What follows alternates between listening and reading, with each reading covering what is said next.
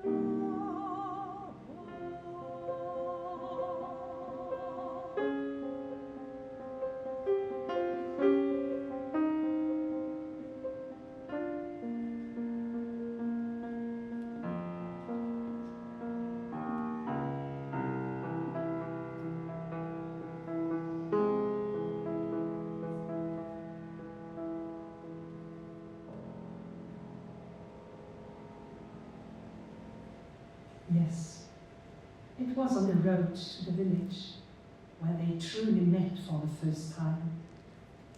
A passing cart forced Lucia to step aside quickly. Her entire basket fell over. Broken eggs, scattered vegetables among thistles and stones.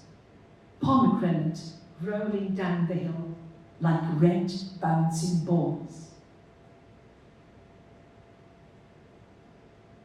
And suddenly he was there, holding 3 unbroken eggs, helping her silently to gather everything again. When he handed her that last pomegranate, their hands touched, and their eyes met.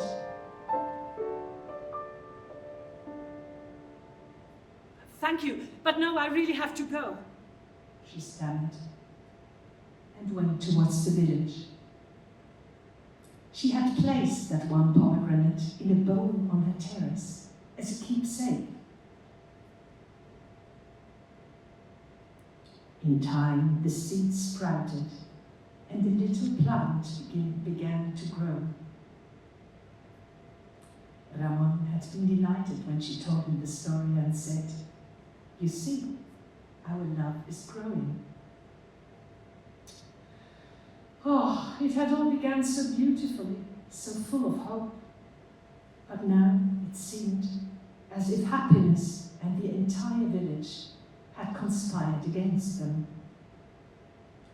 Ramón visits her less and less.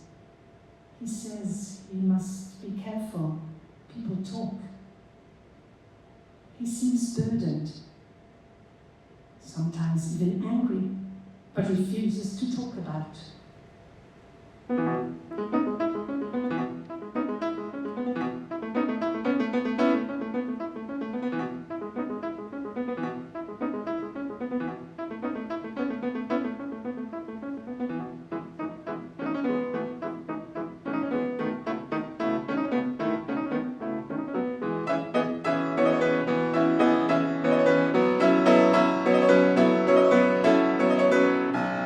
Vi tänker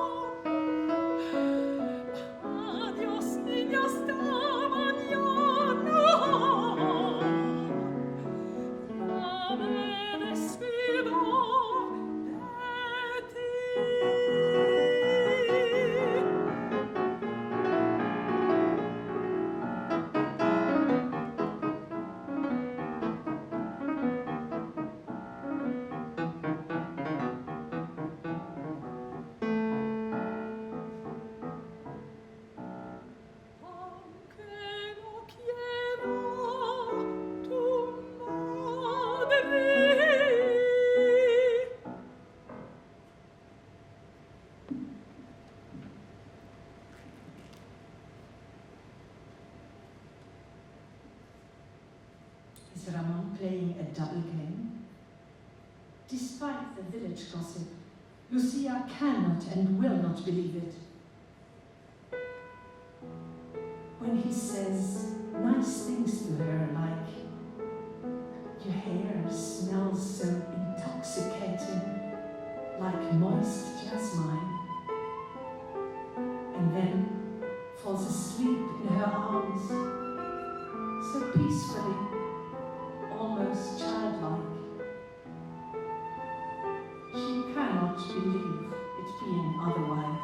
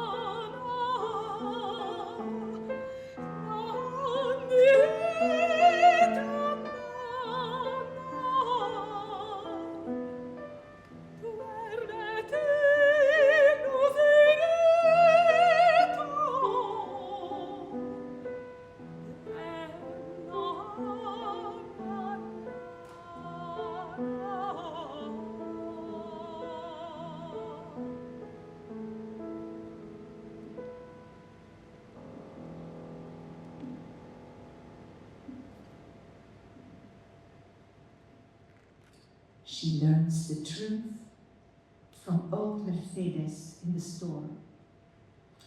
There soon will be a grand wedding here in the village.